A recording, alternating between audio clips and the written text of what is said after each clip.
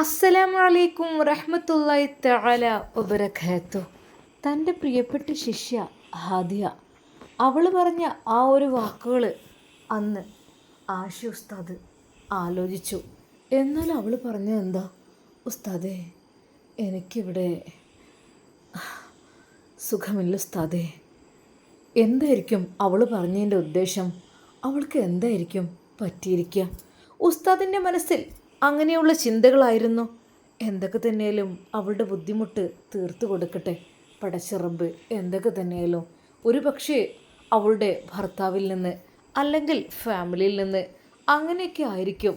എന്തായാലും വേണ്ടിയില്ല. ഉസ്താദ് അപ്പോൾ തന്നെ അതാ ഹാദിയക്ക് വോയിസ് വിടുന്നു. ഹലോ ഹാദിയ, മോള് വിഷമിക്കേണ്ട. ഞാൻ നിന്നോട് പറയാറില്ലേ, അത് ക്ഷമ ഈമാൻ്റെ ഭാഗമാണെന്ന്. ക്ഷമിക്കുക. ക്ഷമിച്ചാൽ വിജയം ഉണ്ടാകും കേട്ടോ. ഉസ്താദിൻ്റെ കുട്ടി നല്ല കുട്ടിയായിട്ട് അവിടെ നിൽക്കണം. കാരണം നിക്കാഹ് കഴിഞ്ഞ് വലിയ കല്യാണം കഴിഞ്ഞ് അതിന് മാത്രം ആയില്ലല്ലോ കേട്ടോ. ഇപ്പോൾ തന്നെ എന്തെങ്കിലുമൊക്കെ പ്രശ്നം ഉണ്ടായി വന്നാൽ നിൻ്റെ മാതാപിതാക്കൾക്ക് എത്ര വിഷമം ഉണ്ടാവും മോളെ. ആ ഒരു വോയിസ് അവൾ കേട്ടു. അതെ, അവൾ ഉസ്താദ് എന്നെ ഇവിടെ നിർത്താൻ വേണ്ടി തന്നെ ശ്രമിക്കുകയാണോ എന്നവൾക്ക് തോന്നിപ്പോയി. എന്നാൽ തൻ്റെ ജീവിതത്തിലെ അനുഭവങ്ങൾ പറയണം എന്ന് അവൾക്ക് തോന്നി തുടങ്ങി. അങ്ങനെ അത് ആ നിമിഷം തന്നെ അവൾ പറയുന്നു. പ്രിയപ്പെട്ട ഉസ്താദേ, എൻ്റെ ജീവിതം വളരെയധികം ദയാപരമാണ് ഉസ്താദേ. കാരണം മറ്റൊന്നുമല്ല, എൻ്റെ പ്രിയപ്പെട്ട ഉസ്താദേ, എന്നെ വിവാഹം കഴിച്ച ഇവിടുത്തെ എൻ്റെ ഭർത്താവിന് അതെ മറ്റൊരു പെണ്ണിനോട് ഇഷ്ടമുണ്ടത്രേ. അതുകൊണ്ട് എന്നോട് പറഞ്ഞത്, അതെ ഹാദിയ, നീ എൻ്റെ ഭാര്യയായി അഭിനയിച്ചാൽ മാത്രം മതി, അതെ റൂമിന് പുറത്ത് എന്നാണ് പറഞ്ഞത് ഉസ്താദേ. ഞാൻ എന്ത് ചെയ്യണം ഇനി? അവൾ പൊട്ടിക്കരഞ്ഞുകൊണ്ട് ഉസ്താദിനെ ആ മെസ്സേജ് അയച്ചപ്പോൾ ഒരു നിമിഷം ആഷി ഉസ്താദ് അത് കേൾക്കാനിട വരികയാണ്. അതെ, ആ റൂമിന് പുറത്ത് മാത്രമോ? എന്തൊക്കെയാണ് ഹാദിയ പറയുന്നത്? സത്യം പറഞ്ഞാൽ ഉസ്താദിനത് വല്ലാത്തൊരു ടെൻഷനായി മാറി. പടച്ചോനെ, എന്തൊരു കഷ്ടമായി പോയി. അത് സന്തോഷത്തോടെ വിവാഹ ജീവിതത്തിലേക്ക് കാലെടുത്ത് വെച്ച അവളുടെ അവസ്ഥ ആലോചിച്ചിട്ട് ഉസ്താദിന് വല്ലാതെ വിഷമം തോന്നുകയാണ്. ഉസ്താദിൻ്റെ മനസ്സിൽ ആ ചിന്തകൾ മാത്രം. എന്നാൽ ഈ സമയം അതാ വീട്ടിൽ നിന്ന് ഉമ്മ വിളിക്കുന്നു. അല്ലാ, ഉമ്മയോ? ഹലോ ഉമ്മ, അസ്സലാമു അലൈക്കും. മോനെ, എന്തായിടാ, പഠനമൊക്കെ എങ്ങനെ പോകുന്നു? ഉമ്മ അൽഹംദുലില്ലാ, കുഴപ്പമൊന്നുമില്ല. എന്തായാലും ഇൻഷാ അല്ലാ ഒരു 4 വർഷത്തെ കോഴ്സല്ലേ, അത് കഴിഞ്ഞിട്ട് ഇൻഷാ അല്ലാ. അല്ല മോനെ, ഉമ്മാൻ്റെ കുട്ടി ഇപ്പം 4 വർഷം വരെയൊക്കെ കാത്തിരിക്കുക എന്നൊക്കെ വെച്ചാൽ അതിപ്പോൾ നടക്കുന്ന കാര്യമാണോ? അല്ലമ്മ, എന്തോ ഉമ്മ ഉദ്ദേശിച്ചത്? അല്ലേ, നിനക്ക് വിവാഹാലോചന വന്നിട്ടുണ്ട്. എൻ്റെ കുട്ടിയൊന്ന് വന്ന് നിക്കാഹ് കഴിച്ചെങ്കിലും പോയാലേ എന്നാൽ പിന്നെ ഉറപ്പായല്ലോ നമുക്ക്. പിന്നെ വന്നിട്ട് തരേണ്ട ആവശ്യമില്ലല്ലോ കേട്ടോ. പിന്നെ ഉമ്മാൻ്റെ കുട്ടീനെ വിവാഹം അന്വേഷിച്ചത് മറ്റാരും അല്ല കേട്ടോ, നിൻ്റെ ഉപ്പാൻ്റെ പെങ്ങളെ മോളെ കൊണ്ട് തന്നെയാണ്. അതെ, അമ്മേൻ്റെ മോള്. ഉമ്മ, എന്താ ഉമ്മ? എന്താടാ? അല്ല ഉമ്മ, എൻ്റെ പെങ്ങളെ പോലെയാണ് ഞാൻ ഓളെ കണ്ടത്. ഉമ്മ, നിങ്ങൾ ഫസ്നയുടെ കാര്യമല്ലേ പറയുന്നത്? അതെ മോനെ, അവൾക്കും ഇഷ്ടമാണ്, പിന്നെ ഓളെ ഉമ്മാക്കും ഉപ്പാക്കൊക്കെ ഇഷ്ടമാണ് നിന്നെ. എന്നാൽ പിന്നെ ഞാനും വിചാരിച്ചു ഒക്കെ കണ്ടറിവുള്ളതാവുമ്പോൾ അതന്നെയല്ലേ നല്ലതെന്ന്. എൻ്റെ പൊന്നുമ്മ, ഞാൻ എൻ്റെ പഠനത്തിലേക്ക് കടന്നിട്ടല്ലേ ഉള്ളൂ. ഇപ്പം അതിനെക്കുറിച്ച് ഞാൻ ചിന്തിക്കണില്ല ഉമ്മ. അതൊക്കെ പിന്നീടാക്കാം. അവൾക്ക് 18 വയസ്സൊക്കെ ആണെങ്കിൽ അവളെ കെട്ടിച്ച് വിട്ടോട്ടെ. മോനെ, നിനക്ക് വേണ്ടി അവർ കാത്തിരിക്കുകയാണ്. അപ്പം നമ്മൾ അങ്ങനെ പറയുന്നത് ശരിയാണോ? എൻ്റെ മോൻ പറ്റുന്നുണ്ടെങ്കിൽ ഒന്ന് വന്നിട്ട് നിക്കാഹ് കഴിഞ്ഞ് പോയിക്കോ കേട്ടോ, അതല്ലേ നല്ലത്. എന്താ ഉമ്മ, ശരിക്കും ഉമ്മയുടെ വാക്ക് കേട്ട് ആഷി ഉസ്താദിന് എന്ത് പറയണം എന്നായിപ്പോയി. പഠിച്ചോനെ, ഉമ്മ എന്തൊക്കെയാണ് പറയുന്നത്? ഉമ്മ, ഞാനിപ്പോൾ അതിനെക്കുറിച്ച് എനിക്ക് എൻ്റെ പഠനമാണ് ഉമ്മ വലുത്. കല്യാണമൊക്കെ പിന്നെ ആലോചിക്കുക. അവളെ വേറെ കെട്ടിക്കാൻ പറയേ. അയ്യേ, അല്ലെങ്കിൽ ഉമ്മ ഫസ്റ്റിനായിട്ട് എനിക്ക് തീരെ ഒക്കൂല. ഫസ്റ്റിനെന്ന് വെച്ചാൽ എൻ്റെ പെങ്ങളെപ്പോലല്ലേ, എനിക്ക് ആലോചിക്കും കൂടി കഴിയണില്ലമ്മ. എന്തുമ്മ പ്ലീസ്. മോനെ, എന്നാ എന്നെ പറഞ്ഞാൾ എൻ്റെ അമ്മായിനോട്. അമ്മായി ഇങ്ങനെ വാശി പിടിക്കുകയാണ്. അമ്മായി പറയണ്ടേ എപ്പോഴാണ് ഓനിഞ്ഞ് വിളിക്കുക, ഒന്ന് കാര്യങ്ങൾ പറയാനാണ്, എന്നാൽ പിന്നെ പുറമക്കാർക്ക് കൊടുക്കണ്ടല്ലോ എന്നൊക്കെയാണ് പറയണത്. എൻ്റെ പൊന്നുമ്മ, എന്തെങ്കിലും ചെറിയ പ്രശ്നങ്ങളൊക്കെ ഉണ്ടായിക്കഴിഞ്ഞാൽ ആകപ്പാടെ തെറ്റിപ്പോകൂലേ? ആ അതിന് വെറുതെ നിൽക്കണം. ആവശ്യമില്ലാത്ത കാര്യങ്ങളിൽ എന്തിനാണ് ഇപ്പോൾ നമ്മൾ നിൽക്കണത്? ആങ്ങളെയും പെങ്ങളും എന്നൊക്കെ പറഞ്ഞാൽ നമ്മളോട് മുത്ത് ഹബീബ് പറഞ്ഞല്ലേ, കഴിയുന്നതും നമ്മൾ കുടുംബത്തിൽ നിന്ന് എടുക്കാതിരിക്കാന്ന്. കാരണം അത് വലിയൊരു പ്രശ്നമായി തീരും. അതുകൊണ്ട് തന്നെയാണ്. കാരണം ചെറിയൊരു പിഴവ് വന്നു കഴിഞ്ഞാൽ രണ്ട് കുടുംബങ്ങളും തെറ്റും. പിന്നെ ആങ്ങളെ പെങ്ങളെ ബന്ധം എന്നൊക്കെ പറഞ്ഞാൽ അത് മുറിച്ചാൽ മുറിയാത്ത ബന്ധമല്ലേ. അതിനിടയിൽ പിന്നെ ഇങ്ങനെയൊക്കെ ഓരോന്നുണ്ടാക്കി എന്തെങ്കിലുമൊക്കെ തെറ്റുപറ്റി ആയിക്കഴിഞ്ഞാൽ ആകപ്പാടെ എൻ്റെ പൊന്നുമോനെ ഈ എന്നെ പറഞ്ഞാളെ കാര്യങ്ങൾ എന്തും മങ്ങൾ പറഞ്ഞേക്ക്, ഞാൻ പഠിക്കാൻ വന്നതല്ല ഇങ്ങോട്ട്.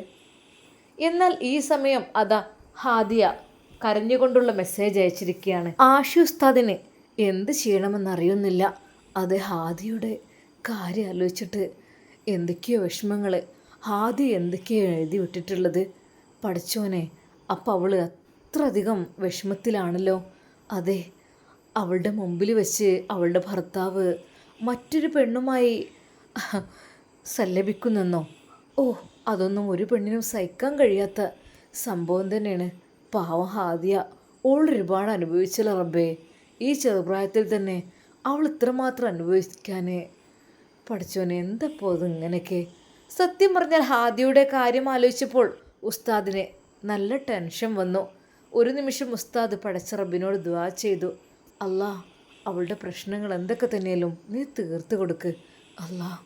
എന്നാൽ ഈ സമയം അതാ ഹാദിയയുടെ ഭർത്താവ് ജസീർ. ഹാദിയ, ആ ആ പിന്നെ ഉപ്പ വിളിച്ചിരുന്നു കേട്ടോ. നമ്മളോട് അവിടം വരെ ഒന്ന് ചെല്ലാൻ പറഞ്ഞിട്ടുണ്ട്. സൽക്കാരൊക്കെ വേണ്ടെന്ന് വെച്ചതും അതൊക്കെ. ഉപ്പ എന്ത് പറഞ്ഞത്? ഉപ്പ പറഞ്ഞു നാളെ അങ്ങോട്ട് ചെല്ലാൻ. അന്ന് പിന്നെ നമ്മൾ ഹണിമൂൺ ട്രിപ്പ് പ്ലാൻ ചെയ്തപ്പോൾ അത് കേട്ടപ്പോൾ അവളുടെ മനസ്സൊന്ന് വേദനിച്ചു. അവൾ ഞെട്ടി. ഹണിമൂൺ ട്രിപ്പ് സാധാരണ രീതിയിൽ വിവാഹം കഴിഞ്ഞ ദമ്പതികൾക്കുള്ളതാണ്. അതെല്ലാം അല്ല, ഞാനും നിങ്ങളും അഭിനയ ജീവിതത്തിൽ ഹണിമൂൺ ട്രിപ്പൊക്കെ എന്തിനായിരുന്നു? അവൾ ആ ഒരു ചോദ്യം അവനോട് ചോദിച്ചു. ഒരു നിമിഷം ജസീർ പറഞ്ഞു, അതെ, ഞാൻ പറഞ്ഞിട്ടുണ്ടല്ലോ നീ ജീവിതത്തിൽ അഭിനയിക്കണമെന്ന്. ഇനി ഒരു കാര്യത്തിൽ കൂടി നീ എനിക്ക് അഭിനയിച്ചു തരണം. എന്നാൽ പിന്നെ ഞാൻ നിന്നെ ശല്യപ്പെടുത്തില്ല ഒരിക്കൽ പോലും. അതെന്താണ്? അത് മറ്റൊന്നുമല്ല. ആ, പറയൂ. എൻ്റെ കുഞ്ഞിന് നീ ജന്മം നൽകണം. അതാണ് എൻ്റെ അടുത്ത ആഗ്രഹം. എൻ്റെ ആഗ്രഹമല്ല ഒരിക്കലും, അതെൻ്റെ ഉമ്മയ്ക്ക് വേണ്ടി. അതെ, ആ ഒരു വാശി തീർക്കുവാൻ വേണ്ടിയിട്ട് മാത്രം.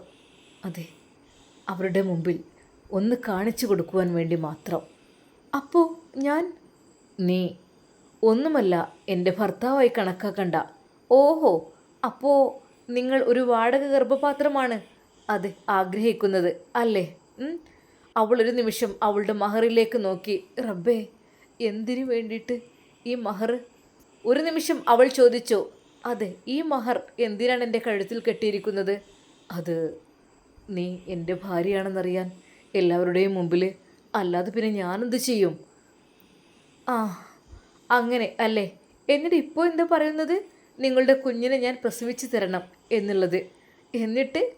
എന്നിട്ടെന്തായിരിക്കും? എനിക്ക് അവനെ ഉമ്മയാക്കാൻ പറ്റുമോ?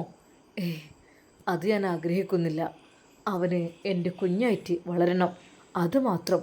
അല്ലാതെ നീ ഒരിക്കലും എൻ്റെ ഭാര്യയായിട്ട് കഴിയാൻ ഞാൻ എന്തിനായിരുന്നു? എന്നെ എന്തിനാണ് നിങ്ങളിങ്ങനെ കഷ്ടപ്പെടുത്തുന്നത്? ഞാനെന്താ ഒരു പാവയോ?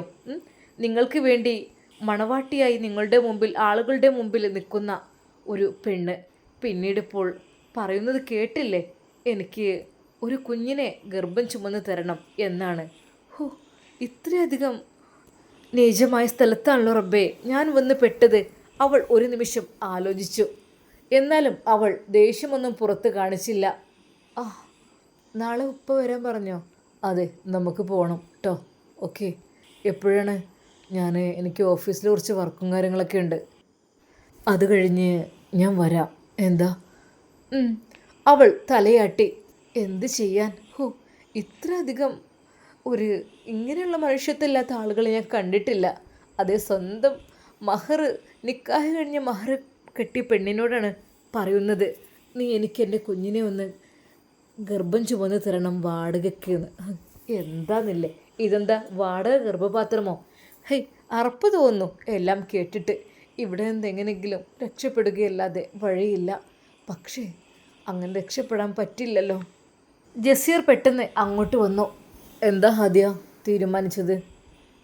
എൻ്റെ തറവാട്ടിലേക്ക് എൻ്റെ രക്തത്തിൽ പിറന്ന ഒരു കുഞ്ഞിനെ വേണം. അതെ, ഒരു കുഞ്ഞുണ്ടായിരുന്നു. അതെവിടെയാണെന്ന് കണ്ടുപിടിക്കണം.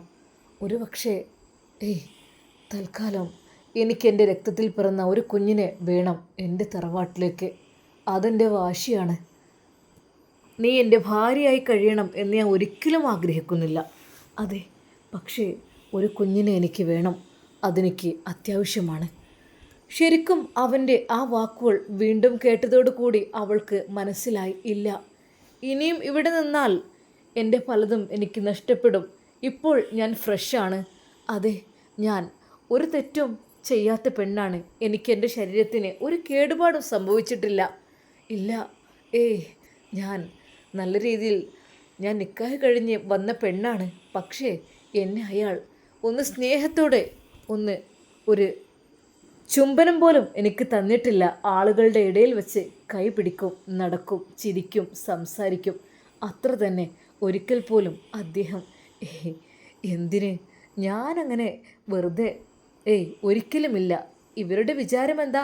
എല്ലാത്തിനും പറ്റുന്ന ഒരു കളിപ്പാവയാണ് ഞാനെന്നോ? ജസീർ അവളുടെ മുഖത്തേക്ക് സൂക്ഷിച്ചു നോക്കി. എന്താ ഹാദിയ, നീ എന്തിങ്ങനെ മിണ്ടാട്ടില്ല ഇരിക്കുന്നത്? ഒന്നുമില്ല. അവൾ പുറത്തേക്ക് ഒന്നും പറഞ്ഞില്ല, എല്ലാം മനസ്സിനുള്ളിൽ വെച്ചു. ഹാദിയ, എന്നാൽ നാളെ കേട്ടോ. Okay, good night. അവൾ അന്ന് ആ സോഫയിൽ പതിവ് പോലെ കിടന്നു, അവൻ ആ ബെഡിലും. എന്നാൽ ഒരിക്കൽ പോലും അവൻ പറഞ്ഞില്ല, ഇങ്ങോട്ട് കയറി കിടന്നോ പെണ്ണെ എന്നോ, ഒന്നും പറഞ്ഞില്ല. പതിവ് പോലെ തന്നെ അവൾ കണ്ണീരൊഴുക്കിക്കൊണ്ട് ആ ഒരു സോഫയിൽ കിടന്നു. പഠിച്ചോനെ, എന്തൊരു പരീക്ഷണമാണ് ഇത്. അവൻ ശക്തമായി AC ഇട്ട് അതാ വീണ്ടും കൂട്ടിയിട്ട് ആ കമ്പിളി പുതപ്പിനുള്ളിലേക്ക് ആഴ്ന്നു. എന്നാൽ അവൾക്ക് തണുത്ത് വിറക്കാൻ തുടങ്ങി. അതാ പതിവ് പോലെ തന്നെ. എന്തൊരു തണുപ്പ്! ഈ ഒരു ബെഡ്ഷീറ്റ് ഇതൊന്നും താങ്ങൂല. അവൾ ഒരു നിമിഷം വിചാരിച്ചു, റബ്ബേ, എൻ്റെ ഹലാലായ പുരുഷനല്ലേ, എനിക്ക് അദ്ദേഹത്തിൻ്റെ കൂടെ ഒന്ന് പോയി കിടക്കാൻ എനിക്ക് തണുപ്പ് കൊണ്ട് എനിക്ക് അങ്ങനെ തോന്നുകയാണ്. പക്ഷെ പെട്ടെന്ന് അയാൾ പറഞ്ഞ കാര്യം അവൾ ഓർത്തു. അതെ, തനിക്ക് തൻ്റെ തറവാട്ടിലേക്ക് എൻ്റെ രക്തത്തിൽ പിറന്ന ഒരു കുഞ്ഞിനെ വേണം. അതെ, ഞാനൊരു വാടക ഗർഭപാത്രം ആയി ഇവിടെ നിൽക്കണമെന്ന്. നാണമില്ലല്ലോ ഇവർക്ക്. അവൾക്ക് ആ രാത്രി ഉറങ്ങാൻ കഴിഞ്ഞില്ല. തൻ്റെ ഭർത്താവ് പറഞ്ഞ ആ ഒരു വാക്കുകൾ ഓർത്ത് അവൾ വിതുമ്പി കരഞ്ഞു. ഒരു നിമിഷം അവൾ ഫോൺ എടുത്തു. ആഷി ഉസ്താദിനോട്, വേണ്ട, എന്തിനാണ് ഞാനിതെല്ലാം പറയുന്നത്? അല്ലെങ്കിലും അവൾ ആ രാത്രിയിൽ അവൾക്ക് ഉറങ്ങാൻ കഴിഞ്ഞില്ല. അതിനെക്കുറിച്ചുള്ള ചിന്ത മാത്രമായിരുന്നു. അത് നാളെ വീട്ടിലേക്ക് പോവുകയാണത്രേ. ഇനി അവിടെ ചെല്ലുമ്പോൾ ജസീറിനെ നല്ല ചിരിയും കളിയും സംസാരവും എല്ലാമായിരിക്കും. അത് എൻ്റെ ഉമ്മയോടും വീട്ടുകാരോടും വലിയ ഇത്താത്തയോടും ഇക്കാക്കയോടും ഒക്കെ ചോദിക്കലും പറയലും സംസാരമായിരിക്കും. ഞാൻ എപ്പോഴും അവിടെ ഒരു ഒറ്റപ്പെടുന്ന പോലെയായിരിക്കും. പറയണോ ഉമ്മയോട് എല്ലാം തുറന്ന്? വേണ്ട, എന്നാൽ പിന്നെ അത് മതിയാവും. ഒന്നും പറയണ്ട. അവൾ ആ രാത്രി കണ്ണീരൊഴുക്കിക്കൊണ്ട് ആ സോഫയിൽ ചുരുണ്ടുകൂടി കിടന്നു. പിറ്റേന്നാണ് അവർ വീട്ടിലേക്ക് പോകുന്നത്. അവൾ വിചാരിച്ചു, എന്തിനു വേണ്ടി? അതെ, എൻ്റെ വീട്ടിൽ വിഭവസമൃദ്ധമായ ഭക്ഷണം ഒരുക്കിയിട്ടുണ്ടാവും ഞങ്ങളെ സ്വീകരിക്കുവാൻ വേണ്ടിയിട്ട്. പക്ഷേ എന്താണ് എൻ്റെ ജീവിതത്തിൽ നടക്കുന്നതെന്ന് എൻ്റെ ഉപ്പാക്കറിയില്ലല്ലോ, ഉമ്മാക്കറിയില്ലല്ലോ. ഒരു പക്ഷേ ഞാൻ പറഞ്ഞാൽ അവർ വിശ്വസിക്കില്ല, അതെനിക്ക് ഉറപ്പുണ്ട്. ഹാദിയ ആ രാത്രിയിൽ വിതുമ്പിക്കരഞ്ഞു. രാത്രിയുടെ യാമങ്ങളിൽ കരഞ്ഞു തളർന്ന അവളെ ഏതോ ഒരു ഇളം കാറ്റ് തഴുകിത്തലോടി. അവളിലേക്ക് അതാ ഉറക്കത്തിൻ്റെ കൺപീളികൾ അടഞ്ഞു. അവൾ അതാ നിദ്രയിലേക്ക് ആണ്ടിറങ്ങി. ഒരു നിമിഷം അവൾ കണ്ണടച്ചു. തുറന്നപ്പോഴേക്കും തൻ്റെ മുമ്പിൽ കാണുന്നത് മറ്റാരുമല്ല, അത് തൻ്റെ ഉസ്താദ്, തൻ്റെ ആഷി ഉസ്താദ്. തൻ്റെ അരികിലേക്ക് ഓടി വരുന്ന ഒരു രംഗമാണ് അവളുടെ കണ്ണിൽ കണ്ടത്.